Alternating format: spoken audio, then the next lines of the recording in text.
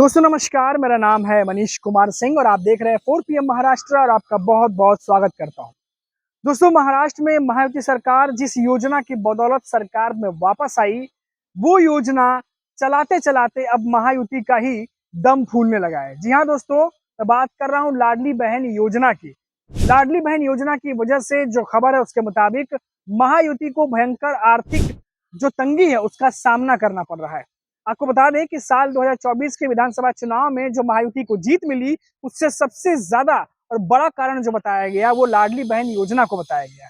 लेकिन अब खबर आ रही है दोस्तों कि इस योजना को चलाने के चक्कर में महायुति सरकार को बड़ी दिक्कत आ रही है।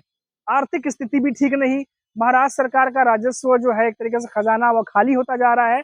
खबर तो ये है कि लाडली बहन योजना को चलाने के लिए और 4 योजनाओं को स्थायी रूप से बंद करना पड़ा है। जी हाँ दोस्तों, ये खबर निकल के सामने आ रही है कि चाहे वो मुख्यमंत्री अन्नपूर्णा योजना हो, चाहे अन्य योजना, कुछ एक दो योजनाओं किसानों से संबंधित भी है, ऐसी 4 योजनाएं हैं जिसको स्थायी रूप से रोक दिया गया, बंद कर दिया गया। और कारण जो निकल के सामने आया है खबरों के मुताबिक वो ये है कि आर्थिक स्थिति महायुति सरकार की इतनी मजबूत नजर नहीं आ रही है। आपको बता दें कि इससे पहले भी आपने देखा होगा कि महायुति सरकार और लाडली बहन योजना को लेकर के बहुत सारी खबरें आई। खबरें ये आई कि पहले जो 1500 रुपए थी जो लाडली बहनों को मिलना था, उसमें कैटेगरी वाइज जो है चुनाव के बाद अगर बात करिए, चुनाव से पहले तो धड़ाधड़ जो है वो जो कह सकते हैं किस्तें बांटी गई, किसको जा रही है किसको नहीं जा रही है इसका भी हिसाब नहीं रखा गया। लेकिन चुनाव के बाद जब कैटेगरी डिसाइड होने लगी, बहुत सारे महिलाओं का नाम कट होने लगा, तो उससे सियासत और गर्माती चली गई। विपक्ष ने बार बार आरोप लगाया कि महायुति जो बीजेपी है या एकनाथ शिंदे की पार्टी है शिवसेना या अजित पवार की एनसीपी, ये जो महायुति है ये चुनावों को देखते हुए ही ये लाडली बहन योजना लेकर के आए थे, जो चुनाव जीतने के लिए प्रेरित था। लगातार विपक्ष ये आरोप लगाता रहा और उसके बाद देखा गया कि लाडली बहन योजना को लेकर के महायुति के नेता ये दावा करते रहे कि कुछ भी हो जाए पर लाडली बहन योजना चलती रहेगी। बहुत कोशिश हुई, विधानसभा चुनाव के बाद लगातार चलाए जा रहे हैं, लेकिन अब बार बार हर दूसरे तीसरे महीने ये खबर आ जाती है कि महायुति सरकार के लिए लाडली बहन योजना चलाना मुश्किल साबित हो रहा है। कभी ये खबर आती है कि 8 से 9 लाख लाडली बहनों के नाम जो है वो बाहर कर दिए गए क्योंकि वो कैटेगरी में फिट नहीं हो रहे थे। कैटेगरी जैसे कि किसी के घर में कोई सरकारी नौकरी कर रहा हो या उस परिवार को कोई अन्य सरकारी लाभ मिल रहा हो या किसी के नाम पर पहले कभी गाड़ी ना रही हो, तो ऐसे कई सारी कैटेगरी बनाई गई थी। उन कैटेगरी से बहुत सारे नामों को बाहर कर दिया गया। फिर ये बात हुई कि ये चीजें अभी क्यों हो रही हैं, ये पहले क्यों नहीं किया गया और इतने महीने लाभ उठाने के बाद अब नाम क्यों बाहर किया जा रहा है। तो ये तमाम सियासतें हुई।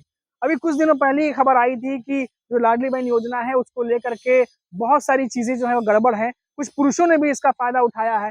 अब पुरुषों ने कैसे फायदा उठा लिया ये जांच का विषय है। अब ये भी खबर आई, बड़ी तूल पकड़ी।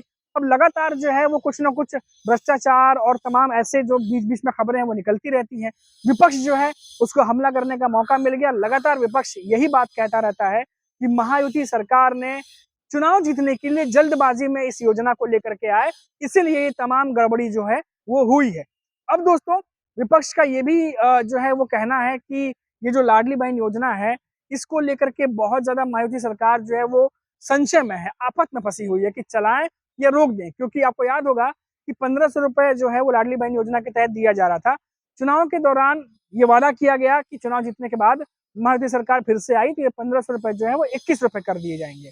लेकिन क्योंकि वित्त मंत्रालय जो है वो पहले भी अजित पवार के पास था, अभी भी अजित पवार के पास है और वित्तीय जो है संकट इतना है कि 1500 रुपए ही मेंटेन करने में इतनी दिक्कतें हो रही है, तो 2100 रुपए जो है कैसे कर दिया जाए। पिछले कुछ महीनों से देखा गया कुछ किस्तें डिले भी हुई थी, लेकिन 12-11 महीने की किस्त आ चुकी है। तो अब ये तमाम सियासत जो है वो चल रही है। महायुति सरकार अगर बंद करती है तो उनके लिए फजीयत हो सकती है, क्योंकि पहले ही विपक्ष जो है वो हमला करने की मूड में है। लगातार लाडली बहन योजना को लेकर के जो है वो महायुति को घेरने की कोशिश करता है। ऐसे में विपक्ष के कई नेता ये कह रहे हैं कि निकाय चुनाव, बीएमसी चुनाव जो महाराष्ट्र में होने वाले हैं उसको देखते हुए महायुति सरकार जो है वो नहीं चाहती फिलहाल कि अभी लाडली बहन योजना बंद हो। लेकिन विपक्ष का ये कहना है कि एक बार निकाय चुनाव या महापालिका के चुनाव हो जाएंगे तो उसके बाद शायद ये लाडली बहन योजना को भी बंद कर दिया जाएगा। चुनाव को देखते हुए महायुति सरकार जो है रुकी हुई है, क्योंकि उन्हें नगर पालिका, महानगर पालिका का चुनाव लड़ना है और इसलिए वो नहीं चाहते कि जनता के बीच में कोई ऐसा मैसेज जाए कि चुनाव के दौरान महायुति सरकार ने स्कीम चलाई, योजना चलाई और जैसे ही जो है ये निकाय चुनाव, महानगर पालिका चुनाव जो है संपन्न हुए उसके बाद बंद कर दिए। तो ये तमाम कश्मकश जो है वो महाराष्ट्र की सियासत में चल रहे हैं। फिलहाल दोस्तों जो खबर है, वो खबर अगर आप पढ़ेंगे और सुनेंगे जो हम आपको बता रहे हैं, तो वाक़ई में बहुत गंभीर है क्योंकि महाराष्ट्र सरकार आपको याद होगा जब विधानसभा चुनाव थे उस दौरान 2-3 महीने पहले 3 महीने पहले से लाडली बहन योजना जो है वो शुरू कर दी गई थी और उसके बाद लगातार चाहे वो शरद पवार हों, चाहे उद्धव ठाकरे हों, ये बात लगातार कह रहे थे कि वैसे ही महाराष्ट्र की सरकार पर बहुत ज़्यादा बोझ है, रेवेन्यू जनरेट करना ज़्यादा है, खर्च जो है योजनाओं पर कम करना है, या ये तमाम बातें हो रही थी कि लाडली बहन योजना के लिए बाँटने के लिए धन कहाँ से आएगा? पहले से ही रेवेन्यू जनरेट करने के लिए इतना ज़्यादा प्रेशर है। लेकिन उस दौरान जो है महायुति सरकार की तरफ नेताओं से कहा गया कि हम लाडली बहन योजना भी चलाएँगे, पैसे भी बाँटेंगे और महिलाओं को आर्थिक रूप से मजबूत करेंगे और हमारी सरकार ये करने में सक्षम है। लेकिन ये तमाम बातें एक तरफ, लेकिन देखा गया दोस्तों कि चुनाव के बाद, विधानसभा चुनाव के बाद लगातार महायुति सरकार और लाडली बहन योजना खबरों में रहे। खबरों में बने रहने की वजह बहुत अच्छी नहीं थी। कभी कोई जो है वो भ्रष्टाचार का मामला सामने आ रहा है, कभी कुछ महिलाओं के नाम बाहर किए जा रहे हैं, कभी जो है वो कैटेगरी डिसाइड की जा रही है, कभी जो है वो पुरुषों के नाम सामने आ जा रहे हैं।